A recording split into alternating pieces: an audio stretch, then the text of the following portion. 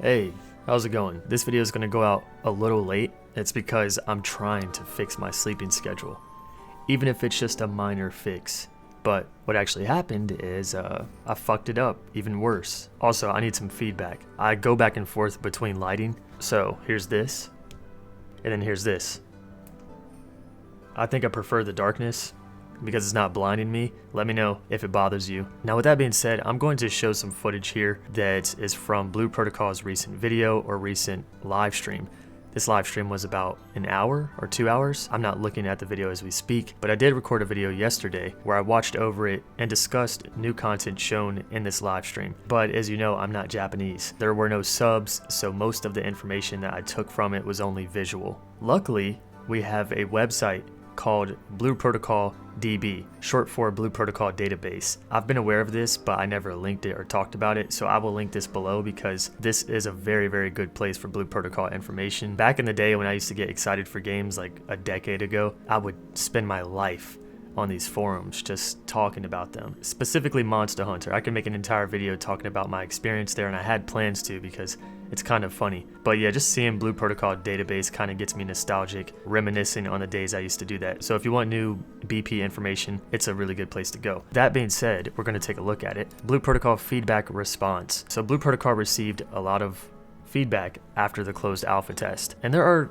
quite a few things that they've addressed. Even some of my concerns were addressed. If you've watched my dungeon video, you'll hear me discuss the combat and how I feel about it. Long story short, the combat at times does not feel too impactful. Enemies don't stagger, things like that. And I really hope it gets fixed because it's such a beautiful, immersive game. The combat has to be fixed to really make this game perfect. Party versus party concept. And this is new information to me. I skimmed over this before making this video, but pretty much they had plans to make it to where parties would form their own holy trinities. So what this means is that if you're out in the wild or a dungeon, there will be a party of enemies that will come together, and there will be a tank role, a DPS, and a healer. And so you'll pretty much have to take out the holy trinity. They said that this feature will now be available in the upcoming closed beta test, but they also say that the concept will be further optimized and added in the future to more of the game. Character creation. So as you're seeing in this video, they did add some makeup to character creation like they promised, scars, moles, and more. There's new hairstyles as well, and this is honestly the best thing I saw from the recent live stream. But characters' bodies can now be changed, so you can play a short male or a tiny male character. Looks more like a boy or a teen. And they've also added the option to darken your skin, and Bandai did promise to add even more customization options in the future. But this is good because now we have more options as it is, and we know there's going to be more. Combat action. Now here's the big stuff. From now on, monsters will react to the hits and skills a player uses. This will make your skills look more impactful. This is big. This is big shit because now enemies will stagger. That was another thing that I was talking about. It wasn't just the sound effects that made me feel like the combat wasn't too impactful. It was the fact that enemies did not stagger. While they don't stagger, if you watched my video, I was getting thrown in the air like every 10 seconds, getting knocked on my back, getting flipped in the air, and then you can't stagger these enemies. It was quite annoying. To improve the cooperative aspect of the game, they enhanced the specific role of each class by readjusting the heal-related skills of each class and added additional attributes to their skills. Auto attacks won't require you to smash your mouse buttons repeatedly. You can turn on the hold to attack option in the settings. You know, even though this is an option, I know my ass is still going to spam. The flashy effects of the class skills can be adjusted or turned off in the options. This is probably no, it's not probably. This is good because if you watch that dungeon video, you saw how many animations were going on at once. I play Black Desert and I turn off other player effects just to make sure my PC doesn't cook itself. It's for the best. Not everyone has a high-end PC and wants to play this shit. From now on, once you start to sprint, your character will auto-sheath the weapon. This is important. This is so important. Another thing I did in that video is I never sheathed my weapon, and because of that, my character was constantly just looking goofy while he was running with the weapons out. Thank you. The iframe, invincibility frame duration on dodge skills were increased. In addition, you can further enhance the dodge distance by using skill modifications. This is so good. There's so many good fixes, bro. The response to feedback, I'm not even halfway through this. Crosshair and character positions were readjusted, and once the weapons is sheathed, the crosshair will disappear. Yeah, that's good, because it was constantly on the screen, and it just like Please go away. Monster movements are easier to predict now. Okay.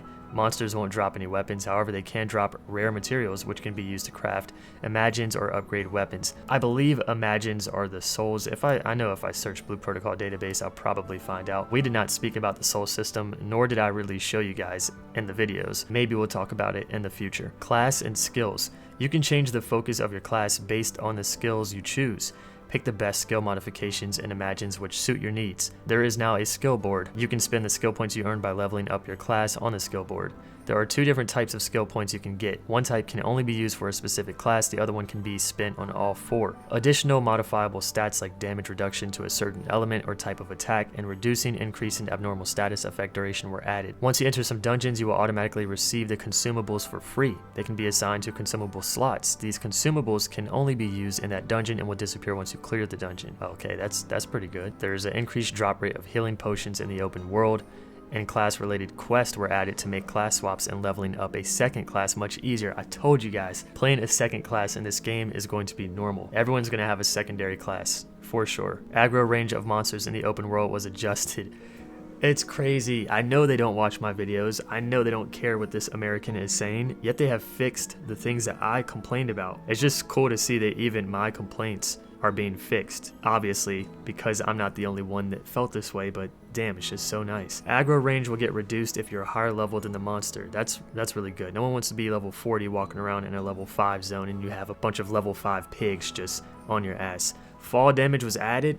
No, why? Why would you do this? One of the things I saw in their live stream was the person jumping from the top of a building and they took no damage, and I was like, that's good. Maybe fall damage won't be in town, but added out in the world. Teleport stones were added to specific areas in combination with the Mount Imagines. We should be able to shorten the duration of travel between places. No need to hold the F key to gather resources anymore. You can also reduce the gathering time by using the liquid memory buff, which alludes to the memory stand by the beach and the Asterleads. It's an area where you can receive special buffs. I'm assuming that's this area that was shown in the live stream, and man, they added some new areas. They added a lot of new areas, expanded on the already insanely huge town that this game has. It honestly seems like they're going to make every single part of this town functional. Dungeon matching. The average clear time Bandai Namco has in mind for the normal dungeons is around 10 to 15 minutes. However, that clear time might increase depending on the difficulty you choose for the dungeon. 10 to 15 minutes was definitely the average during the alpha. Customized matchmaking is available now. You can search for players or parties who fulfill certain conditions for the content you intend to do. Bro, this game has had so many changes, but it's been about a year, so it makes sense. They've had a lot of time to build on what they already had. Higher level players who enter a lower level dungeon will be downscaled to match the difficulty of the dungeon. Dungeon monsters will now scale properly depending on the player party size. Matchmaking search won't be interrupted if someone doesn't accept the matchmaking pop-up. Now we have some town related changes. Once you enter a town, your HP bar will be hidden. A new option was added to show or hide the UI if you're out of combat. Quantity slider was added to make selling higher quantity items easier. Expressions were added to some NPCs to make the world of Regnus feel lively. And then quest and map related. Imagine Research Institute was added where you can craft imagines. And channel and zone related. If you enter a zone, the chance of joining the same channel as your party members will be increased. Oh, okay, so that's a little weird. If you're in a party with some people, you're not guaranteed to be in the same channel. However, depending on the change in the number of people in the channel and the timing of the movement, the situation where the party members move to another channel may occur. In this case, you can use the teleport function to go to your party leader's channel. So, just in case you're wondering, there are channels. That's why when you go out in the world, you don't see 60 players, because there are channels. There is currently no plan to support the movement of channels in Blue Protocol. This is due to the way that mega servers handle players and mobs. They want to limit people from having to shuffle channels when the mega servers can handle that function instead. Costume related. Some accessories were added. More accessories will be added in the future. Lingerie, which were tied to costumes, were removed. In the future, lingerie will be a separate costume category. I like that. I like how Black Desert does it, for sure. Charge me $7 for a thong. And costumes will not have stats. Good, get that shit out of here. There are some games that I play that I enjoy that have stats in the costumes, but fuck those games. Nah, not fuck those games, but I don't like that. It's not a good look. I'll still play those games, I'll still enjoy them, but that's not a good look. Unless the costumes are all free to play. And so it's just like something that everyone has because everyone can get it. UI related. The black bar on the bottom of the screen got removed. Yeah, if you don't notice it, you compare this to my footage, this black bar was removed. Consumable and materials will be stored in a different bag than equipment and costumes. And the only other important thing is that gamepad support and operation methods were improved. So I never played this with the gamepad, but I will tell you, after playing PSO2, it was so good on the Xbox controller. And the entire time I was watching over this footage, I was like, man, Blue Protocol looks like it would be amazing on a controller. Definitely would. So that's just good news. And there is a low quality preset in the graphics settings, even better for the people with low end PCs. So yeah, this is pretty much the changes coming to the Blue Protocol closed beta and in the future. The only other thing that I didn't see here that was actually in the live stream was that they showed a bit of the story, and I think this story will be available in the closed beta test. Also, people are saying, oh my god, I can't get into the closed beta because it's Japan only. Guys, it's very easy to bypass that. You just create a Japanese Bandai account and choose the Japan region. If you just go to the Blue Protocol Reddit, which I'll also link below, there is a thread or post that tells you how to do this. That being said, this is a lot. I would continue talking, but we're like 20 plus minutes into this shit. Let me know what you guys think about these changes. Listen, I'm mind blown. They've fixed so many things, and I really hope I get in. But being the usual me, I don't think I'm going to get in. It would be very nice, but I don't think it's going to happen, and it's going to just be a feels bad man moment. But with all that being said, let me know what you guys think below, and I will catch you all in the next one. See you soon, friends.